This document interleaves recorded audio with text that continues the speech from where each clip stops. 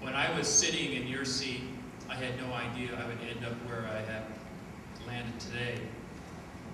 I went in to be an electrical engineer and came out being a chef, because I discovered that I had a passion for being creative and working with my hands.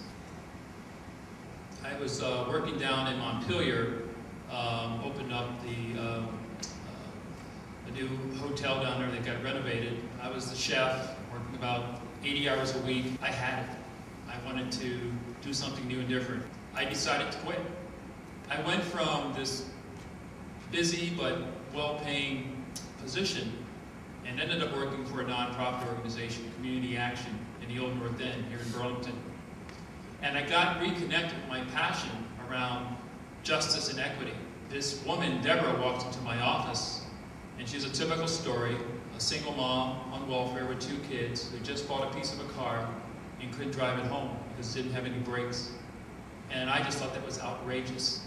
So for about 2 weeks, I tried to help her find justice, get her money back, get the car fixed, and even though we weren't successful, the idea came to me of the Good News Garage. So back in 1996, with $35,000 to start up, I launched this idea to solicit donated cars, provide them to people in need who were struggling on public assistance, and help them get to work and get to their future. And it caught on like wildfire. And it grew and expanded throughout New England, as well as around the country. My number one tip that I would give a college student while they're in college is try to get a lot of experiences, because it's hard to figure out exactly what you want to do. And sometimes you're really surprised. Like I could have, if you talked to me in my junior year, I would have sworn that I wanted to go into politics. And I did an internship down in the State House in Vermont, and I was like, I don't want to spend the rest of my life doing that, and it was a really great experience. I loved it, I learned a lot, but I was like, you know what, I'm a lot more passionate about music, and sort of building things and building companies than I was about politics.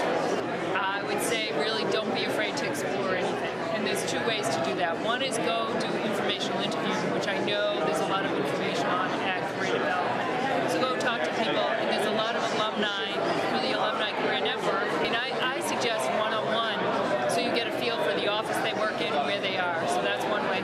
And 2 is don't be afraid not to have the perfect job right away. Don't sweat the details. Probably just start talking out loud about what your interests are with those around you. And names and ideas will come out of those conversations. Follow your passion, and your passion might lead you to an internship or a temp job, and it's more important to get into the right place for you as a fit rather than necessarily sort of just take the first paycheck that comes along.